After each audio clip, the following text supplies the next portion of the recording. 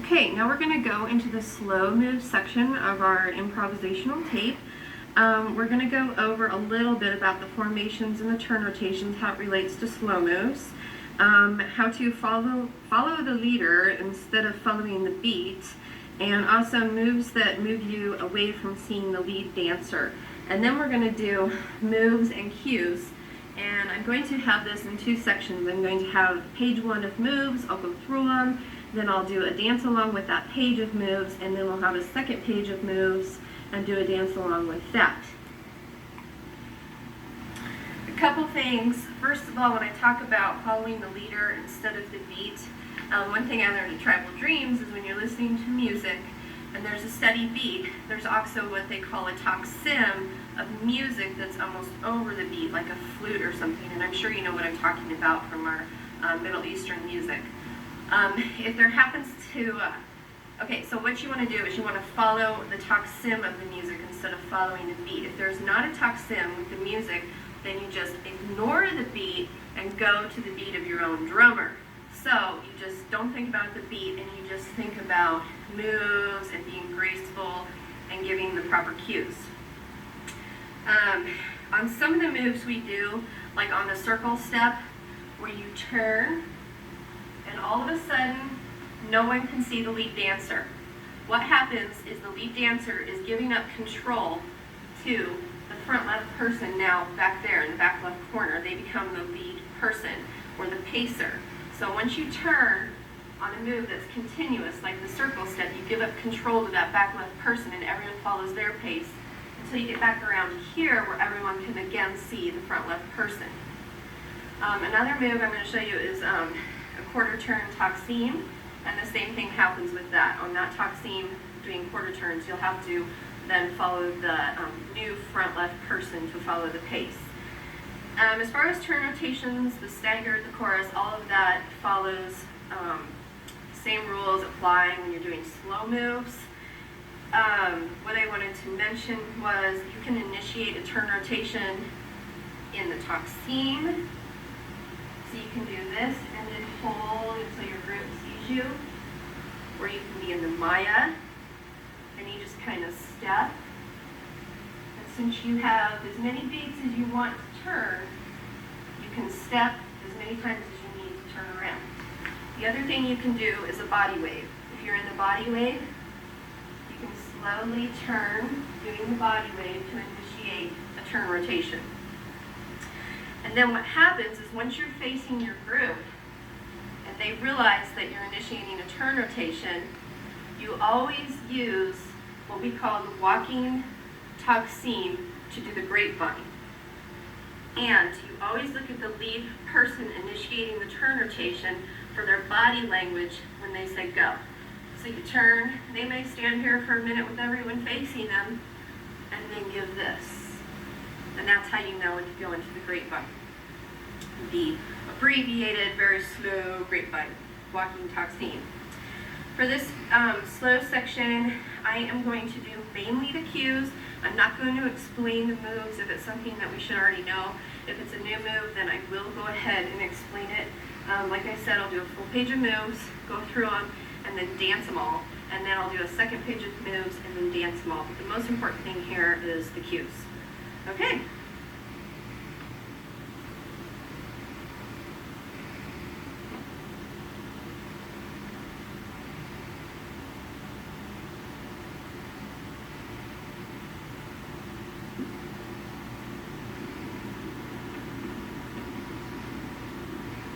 The cue for the head slide, if you're doing hand furroyos, is to do what I call an Egyptian head frame, where it's just like when we're doing the fast Egyptian move. You frame your head like this. And then from there, you just follow the lead and what side they're going. Hand furroyos, you just follow. And they should go slow enough that you can follow in whatever they're doing. Belly rolls, our cue for belly rolls is going to be not facing quite the left corner, but almost the left front corner. And the cue is the arms coming up here and doing waterfront arms. And then after you cued it, you can Do Prairies. Accent your belly rolls. So if you're here, and you turn, Q, belly rolls. Okay, we know the toxine is the Q is the arms are horizontal. We can do a walking toxine. Basically, that's stepping forward on the right. And what we do is we go right hip, left hip, hold for another full toxine. Walking forward, left hip, hold, toxine. Then we can go back.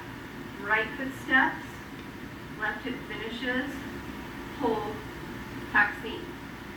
Right hip, left hip, hold, toxine. And you just know that by them going forward or backward.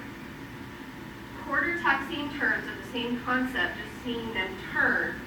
What you do is you step right and you dip this way. You finish on the left hip and then you hold one toxine. And this is where you immediately start to follow the pace of another person. Right, left, hold. Right, left, hold. Right, left, hold. Now the Maya, the arms are here for the Maya. That's how we know it's the Maya. Interior hip circles. The hands come down to frame the hips. Now, how we're going to do interior hip circles in improv, we always swing to the right first. Go around the front, back to the right. Then we're going to go left, full circle. Right, full circle, left, full circle. And the hands are down here, accentuating that. Body weight is facing the left front corner with the arms here. Walking, body weight. When you lift the chest, you step on your right foot. And when you come down to the body weight, you step on the left. And then you hold another body weight.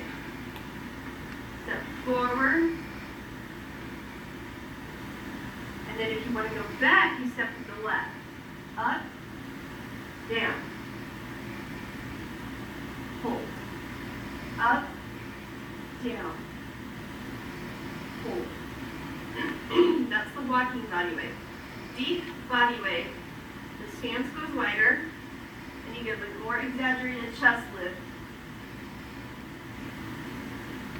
before you go into the deep body weight. Levels are always indicated by lifting up.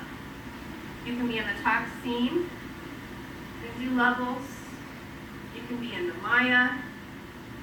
You can do levels. You can be doing belly rolls with levels, and I can't talk while I do that. You can also do body weight with levels. And now I'm going to go ahead and dance all those with the cues.